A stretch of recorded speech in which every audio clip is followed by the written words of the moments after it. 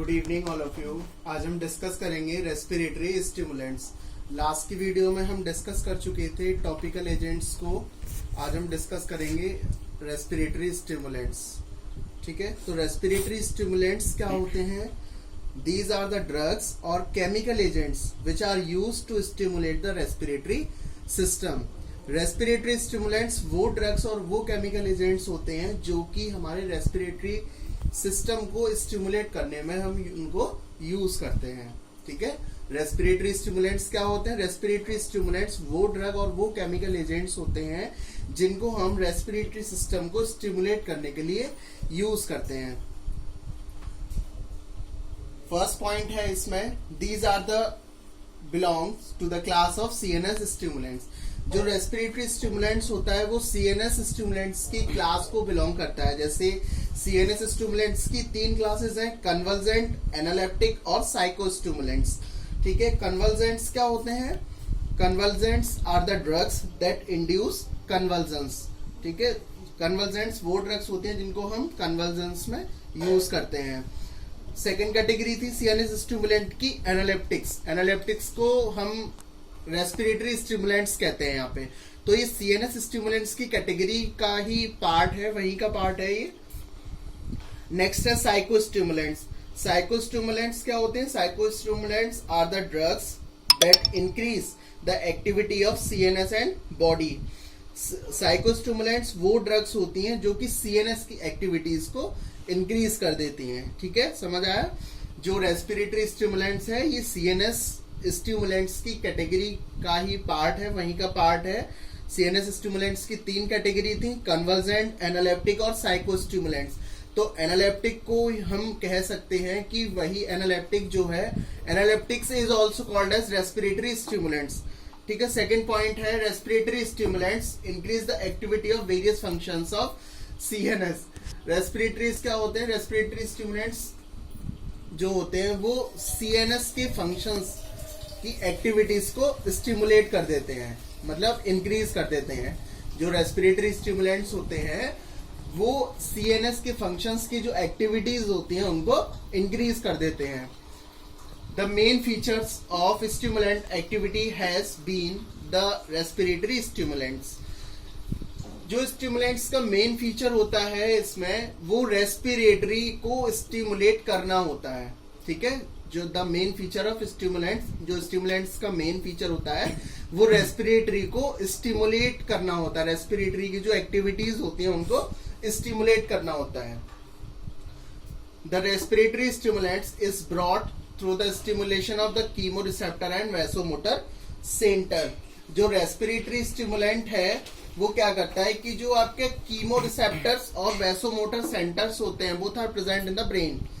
ठीक है, जो कीमोरिसेप्टर्स और वैसोमोटर सेंटर्स होता है उनको स्टिमुलेट कर देते हैं। जो रेस्पिरेटरी स्टिमुलेंट्स जो भी ड्रग्स होती हैं वो रेस्पिरेटरी स्टिमुलेंट ड्रग्स क्या करती हैं? जो कीमोरिसेप्टर्स और वैसोमोटर सेंटर को स्टिमुलेट कर देती हैं।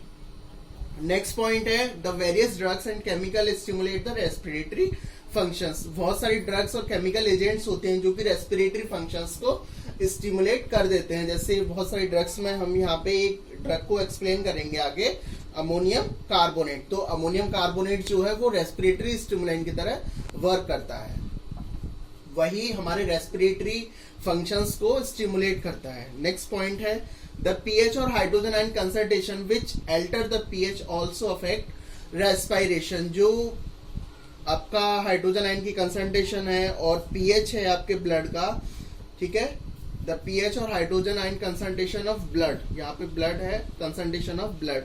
ठीक है, तो ये क्या करती हैं? जब इनके पीएच में वेरिएशंस आते हैं, जब इनके पीएच में अल्टर होना स्टार्ट होता है, चेंजेस आने लगते हैं, तो वही प्रोसेस आपका रेस्पिरेशन को अफेक्ट करता है। नेक्स्ट पॉइंट है the ammonium salt and preparation are considered as respiratory stimulant. जो अमोनियम सॉल्ट है, मैंने बताया था कि अमोनियम कार्बोनेट को हम रेस्पिरेटरी स्टिमुलेंट की तरह यूज कर सकते हैं। तो जो अमोनियम सॉल्ट्स होते हैं और उनकी जो प्रिपरेशंस होती हैं उनको हम रेस्पिरेटरी स्टिमुलेंट की तरह कंसिडर कर सकते हैं। ठीक है, तो ये अमोनियम सॉल्ट्स क्या करते हैं कि जो आपका ट्रैकिया है, रेस्पिरेटरी ट्रैक्ट है, ठीक है, जो रेस्पिरेटरी ट्रैक्ट है उसको इरिटेट करते हैं। ठीक है, इरिटेट करने से क्या होगा कि वो आपकी रेस्पिरेटरी फंक्शंस जो होंगे वो स्टिमुलेट हो जाएंगे। नेक्स्ट पॉइंट है the epithelial cells of trachea bronchial gets stimulated by drugs, this is turn leads to respiratory stimulation. जो एपिथेलियल सेल्स होती हैं ट्रेकिया और ब्रोंकियल की, ठीक है, जो ट्रेकिया और ब्रोंकाई है आपका, उसकी जो एपिथेलियल सेल्स होती हैं वो स्टिमुलेट किसकी वजह से होती हैं? जो भी ड्रग्स आप यूज करते हैं। जैसे यहाँ पे हम अमोनियम कार्बोनेट को यूज करेंगे तो अमोनियम कार्बोनेट क्या करती है कि जो एपिथेलियल सेल्स होती हैं ट्रेकिया और ब्रोंकाई की, वो स्टिमुलेट हो जाती हैं जो भी ड्रग्स हम यूज करेंगे। तो वही ड्रग्स जो स्टिमुलेट करेंगी एपिथेलियल सेल्स को, वही आपकी रेस्पिरेटरी स्टिमुलेशन कहलाता है। ठीक है, ये इसका जनरल इंट्रोडक्शन है रेस्पिरेटरी स्टिमुलेंट्स का। नेक्स्ट है रेस्पिरेटरी स्टिमुलेंट्स में फर्स्ट कंपाउंड है ammonium carbonate.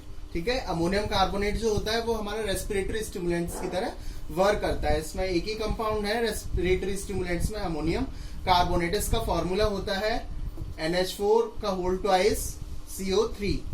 Method of preparation में क्या है कि जो दो मेथड ऑफ प्रिपरेशन, दो तरीके से हम इसको बना सकते हैं।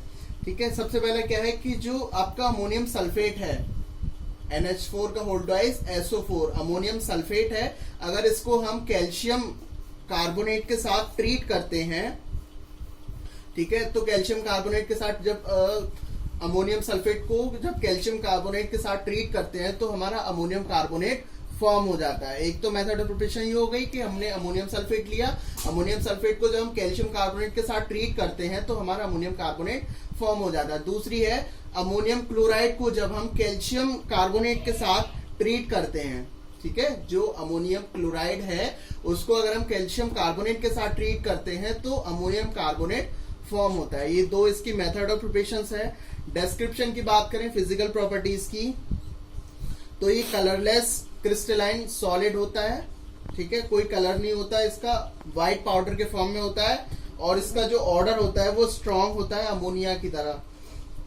नेक्स्ट है इसकी एक केमिकल प्रॉपर्टीज। जो केमिकल प्रॉपर्टीज में क्या है कि जो अमोनियम कार्बोनेट है, ठीक है, तो अमोनियम कार्बोनेट को जब हम नाइट्रिक एसिड HNO3 के साथ जब ट्रीट करते हैं तो हमारा अमोनियम नाइट्रेट फॉर्म होता है।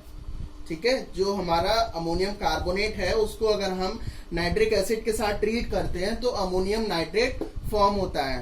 ठीक है, डिस्क्रिप्शन एक बार मैं फिर से रिपीट कर देता हूं कि जो अमोनियम कार्बोनेट होता है वो कलरलेस क्रिस्टलाइन सॉलिड के फॉर्म में होता है, व्हाइट पाउडर के फॉर्म में होता है और इसका जो ऑर्डर होता है वो अमोनिया की तरह होता है।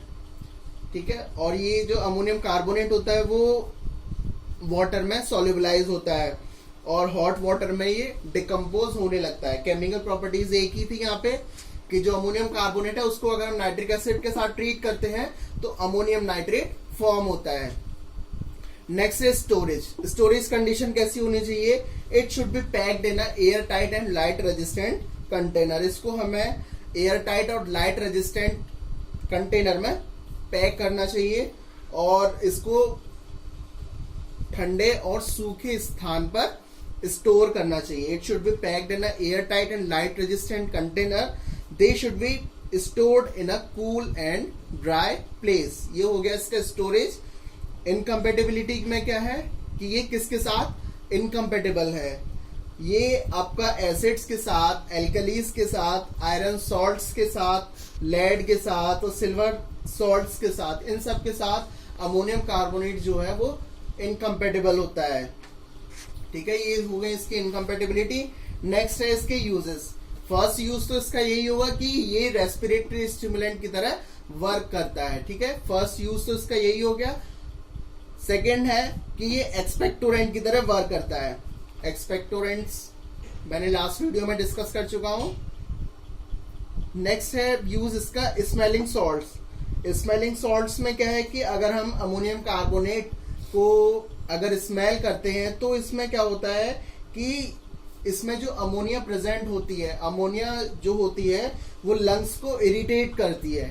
ठीक है, और यही इरिटेशन क्या करता है कि जो हमारी ब्रीदिंग है उसको फास्ट कर देता है। स्मेलिंग सॉल्ट्स में क्या यूज था मैंने बताया कि जो अमोनियम कार्बोनेट है, अमोनियम कार्बोनेट में प्रेजेंट अमोनिया जो है वो अमोनिया क्या करेगी, जो लंग्स है लंग्स को इरिटेट करेगी।